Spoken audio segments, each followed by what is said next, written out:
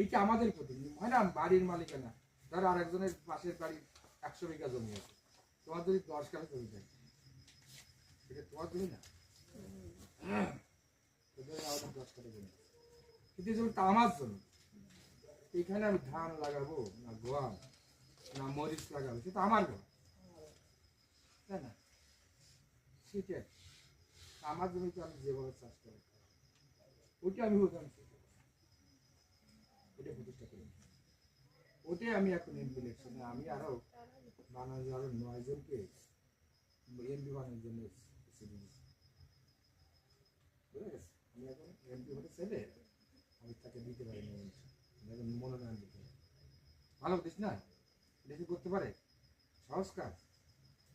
আমার মার কাছে জিজ্ঞেস করে বলতে পারো তোমার মা আমার ছেলে কি কাজ বলতে করবে? মা বলতে পারে না। কেন বলতে পারে না? আমার মা জানে যে আমার বন্ধু বান্ধব যখন এখানে যশোরে ডিসি আসছে, এসবিআই, আমার মার কাছে বড় হচ্ছে ডিসি এসপি যারা বড় বড় চাকরি করে, ভাবছে বড় চাকরি গাড়িটাই পাওয়া যায়।